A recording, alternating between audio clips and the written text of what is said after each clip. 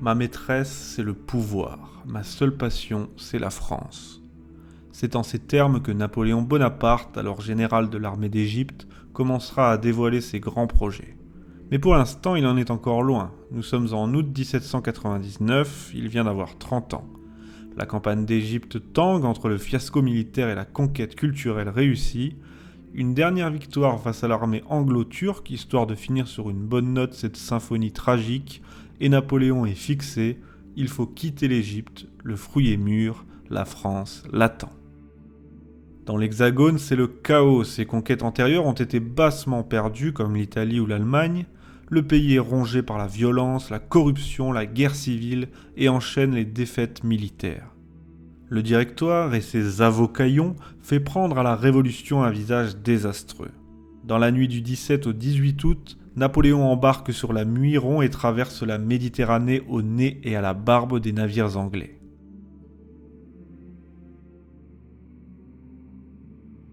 Après un bref détour en Corse, son île natale, il débarque à Fréjus.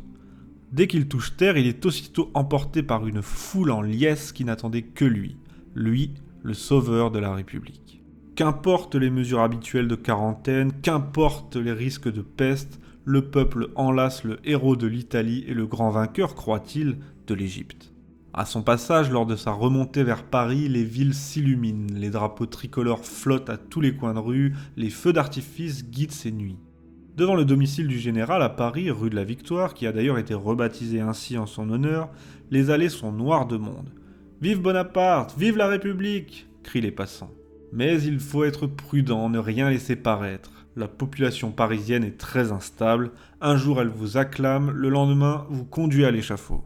Le temps n'est pas à la fête. Napoléon n'a qu'une idée en tête, s'emparer le plus rapidement possible et le plus sûrement possible du pouvoir.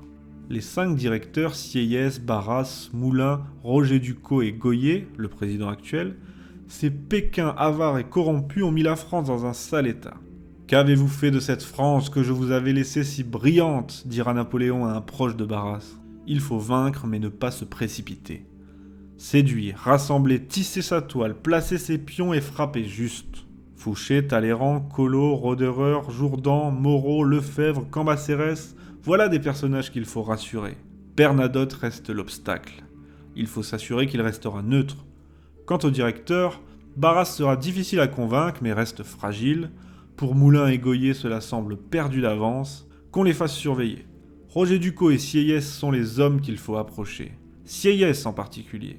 C'est lui le véritable cerveau politique du coup d'État.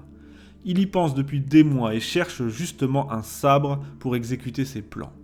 Ce sabre, espère-t-il, se nommera Bonaparte. Napoléon hésite, ne s'avance pas, puis accepte. Il sait très bien qu'il ne sera pas qu'un simple exécutant. La fortune lui sourit. Son frère Lucien vient d'être élu à la tête du Conseil des 500, la chambre basse. Sieyès a pensé à tout. Il veut feindre une menace politique jacobine imminente afin de déplacer les 2 assemblées à Saint-Cloud, loin de la populace. Ensuite, répéter que la République est en danger et qu'il faut en finir avec le Directoire. Sieyès veut faire voter un décret instaurant 3 consuls au pouvoir avec une suspension temporaire du Parlement. Bonaparte se verra quant à lui remettre le commandement des troupes de Paris.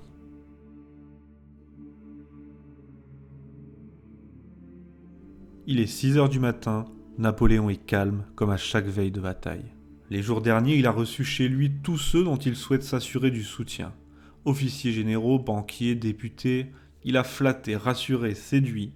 Ce matin du 18 Brumaire, officiers et généraux sont convoqués à son domicile, rue de la Victoire. La maison est bondée, tout est prêt, jusqu'aux affiches qui annonceront au peuple le changement de gouvernement. Napoléon est confiant, convoque ses hôtes un à un et dévoile son plan. Le plan, le voici. Murat placera ses troupes sur la place de la Concorde, puis sécurisera la route de Saint-Cloud pour le lendemain. Fouché se chargera de fermer Paris. Personne n'entre ni ne sort. Cependant, il ne faut pas effrayer la population tout en l'assurant de sa puissance. Aujourd'hui, le Parlement doit accepter son transfert à Saint-Cloud. C'est chose faite peu après 8 heures. Napoléon est désormais commandant en chef de la 17e division de Paris et sa banlieue. Il s'en va devant les députés, juré fidélité à la République. Du côté du Directoire, Goyer a fini par signer le décret, Barras a démissionné, Roger Ducos et Sieyès aussi, mais pour d'autres raisons évidentes. Napoléon est satisfait. Tout se passe au mieux et sans aucune effusion de sang.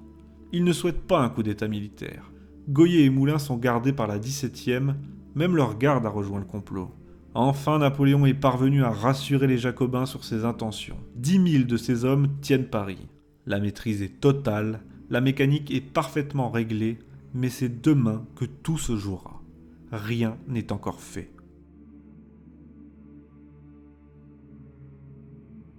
C'est le jour J. Napoléon embrasse Joséphine avant de s'en aller. Et dire qu'il était rentré d'Égypte avec la ferme intention, devant ses infidélités chroniques, de divorcer. Mais l'ex-femme d'Alexandre de Beauharnais s'est révélée, grâce à ses nombreuses relations, comme étant une alliée de poids. Il a bien fait de ne pas la répudier. Avant de rejoindre ses hommes, il lui dit « Cette journée n'est pas une journée pour les femmes ». Escorté par un détachement de cavalerie jusqu'à Saint-Cloud, Napoléon croit toujours en son étoile. En passant devant la place de la Concorde, là où la guillotine était installée, Bourrienne murmure « Nous coucherons demain au palais du Luxembourg, où nous finirons ici ». Tout le monde joue gros en ce jour, mais il faut en finir avec ces avocats incompétents.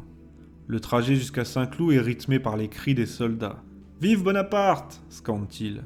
« Vive la Constitution !» rétorquent les députés hostiles qui pourtant ne se sont jamais privés pour la violer à de nombreuses reprises.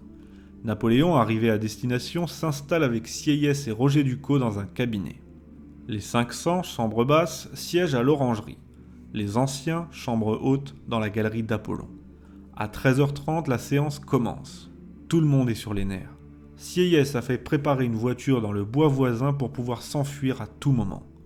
La pression monte d'un cran lorsqu'on rapporte que les députés sont agités, hostiles. Mais Bonaparte est décidé, le vin est tiré, il faut le boire. Il entre dans la galerie où siègent les anciens, pourtant la chambre la plus favorable. On s'insurge, on crie au scandale. Napoléon s'emporte, menace, maladroit. L'hostilité est de plus en plus forte. Il se rend à l'Orangerie, escorté par ses grenadiers. Son frère, président des 500, n'arrive plus à tenir les députés. On crie « Mort au dictateur !» ou encore « Hors la loi !» Certains sortent des poignards de leur toge. On le bouscule, un soldat est frappé. Napoléon quitte la salle sous la bronca, devant ce qu'il définira comme le cri farouche des assassins contre la force destinée à les réprimer. Il rejoint Sieyès et Roger Ducos dans le cabinet. À 18h, la rumeur court. Napoléon aurait été mis hors la loi. Sieyès aura cette phrase restée dans l'histoire. « Ils nous mettent hors la loi ? Eh bien, général, il faut les mettre hors la salle. C'est le moment crucial. Il faut agir ou mourir. » Le vainqueur de l'Italie se précipite à la fenêtre. Dans la cour, son armée patiente. « Aux armes !» s'écrie-t-il. Il monte à cheval, passe ses troupes en revue. Son frère Lucien ordonne qu'on fasse battre le tambour. Le coup d'état parlementaire est un échec, reste le coup d'état militaire. Napoléon a pris le dessus sur Sieyès, il est le dernier espoir, le seul maître de la situation. Il s'adresse aux hommes. « Soldats, je vous ai menés à la victoire. Puis-je vous faire confiance ?» Les soldats lèvent leurs armes, l'acclament. Dans les rangs, on scande le nom de ce général avec qui, quelques années auparavant, on a franchi les Alpes. Murat et Leclerc dirigent la troupe vers l'Orangerie où siègent les 500 crapules. « Foutez-moi tout ce monde dehors !» ordonne Murat. C'est la panique, les députés s'enfuient par les fenêtres, abandonnent leurs toges. Seule la force les a fait plier. À la nuit tombée, les anciens ont voté le décret. Il en est de même pour les fuyards qu'on a pu rattraper. Bonaparte, Sieyès et Roger Ducos sont nommés consuls et le directoire est dissous.